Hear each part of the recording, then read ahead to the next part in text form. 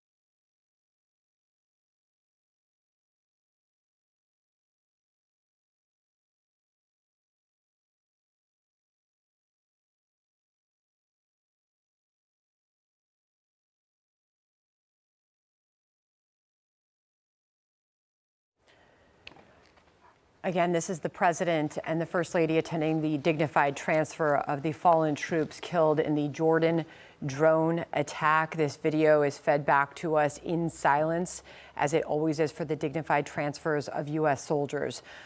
These are the 3 troops that we are honoring and saying goodbye to today from Georgia. They died when an Iran-backed militia group fired a drone at a U.S. base in Jordan. This happened on Sunday. The families are there, although you don't see them on the screen. The President did meet with them today, John. So the remains of 2 of our brave heroes have now been taken out of the C-17, it looks like, as the honor guard carrying the caskets, the containers, as General Kellogg called them, come past the President there.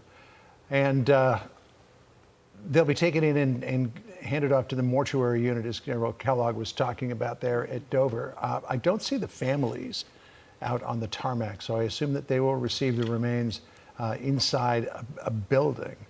So as far as we know, there's probably the remains of 1 more of the soldiers yet to be transferred in this solemn moment that just happens too often in our nation's history. And again, you can imagine what the families are going through. They sent their loved ones overseas to fight the good fight, to try to keep ISIS on the run. And then this happens. And it was such a tragic consequence, too, of some sort of confusion that happened. An American drone was supposed to be returning to Tower 22. At the same time, this Iranian-made drone came in. And that's why the air defenses were not activated, and that's how the drone got through. Lieutenant General Keith Kellogg is still with us, Fox News contributor and former National Security Advisor to Vice President Pence. General Sergeant Breonna Moffett, 23 years old. Sergeant Kennedy Sanders, 24. Sergeant William Jerome Rivers, 46 years old. An incredibly emotional moment for those grieving families, General. Yeah, Sandra, you know, and the families are there. They just don't see them. They're actually across from the flight line from where the President is. They're in a covered area. And you're right about the silence.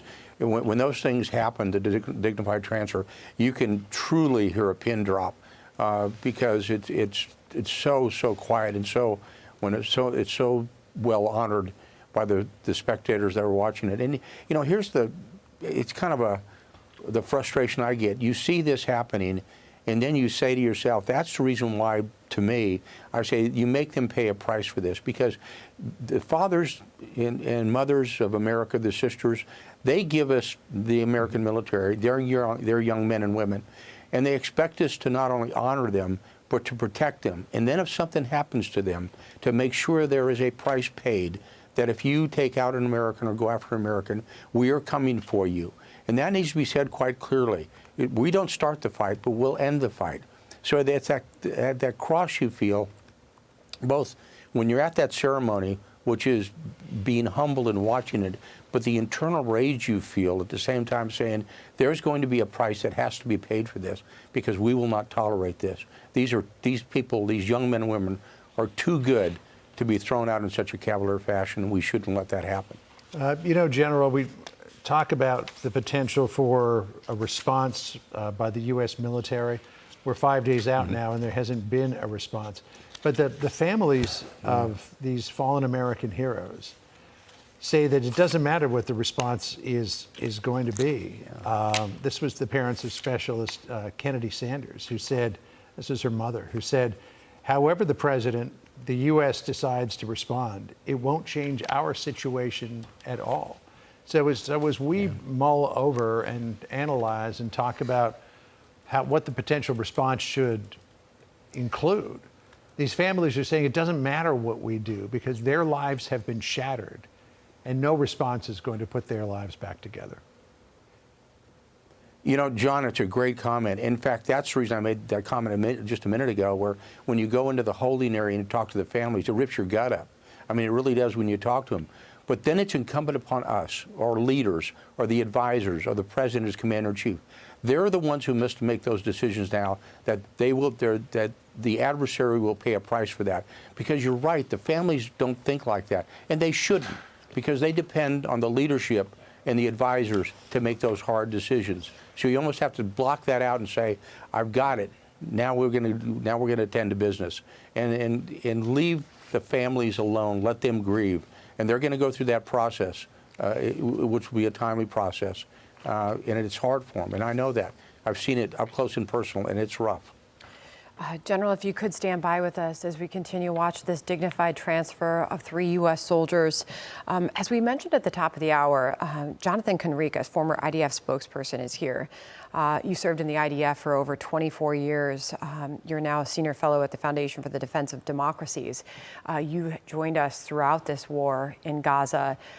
We now look at this happening right here in the U.S., this dignified transfer, as we obviously watch our administration, the U.S. administration, for our response to these continued attacks by Iranian proxies, as the fear is escalation and a growing conflict in that region. Please weigh in on this moment as we continue to watch this transfer. It's a sad moment, and it's an all too familiar sight in Israeli eyes, of course, to see soldiers coming back from the battlefield. And my condolences go out to the families of these American soldiers that unfortunately were killed in service of their country and freedom. And I think that there's a common denominator here. There's Iranian aggression in that region, in the Middle East.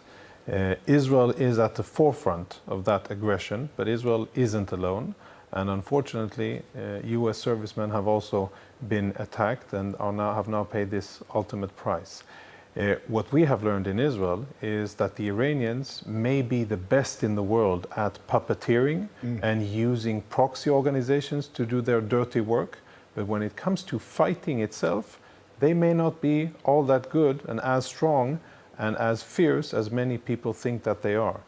And we've shown, I think Israel has shown time and time again, that whenever we've set out to strike Iranians in retaliation for their aggression, we've been able to do so. And I think that's the Israeli general intention. Whenever Iran strikes Israel, whenever they send their proxies, then we do indeed return the favor. You know, General Kellogg, back in late October, President Biden was asked about the attacks against U.S. forces, which at that point you could count on maybe 2 hands. And he said that they had nothing to do with the Israel conflict. I think since the president said that, we've learned that the situation is quite different than the way he described it. Yeah, John, I think that's kind of naive to think like that, because everybody knows who the mastermind of terror is in the region, which is Iran. Oh, and I'm sorry, it's based on what's happening in Israel. General, I'm sorry, well. I need to correct myself. He said it had nothing to do with the Israel conflict. That's what I meant to say. And now, since then, we have discovered that this has everything to do with the Israel conflict. Yeah, of course it does, John. I mean, that's why I said it's naive not to think like that. Of course it involves what's happening with Israel. It's been that way since they formed the Israeli state.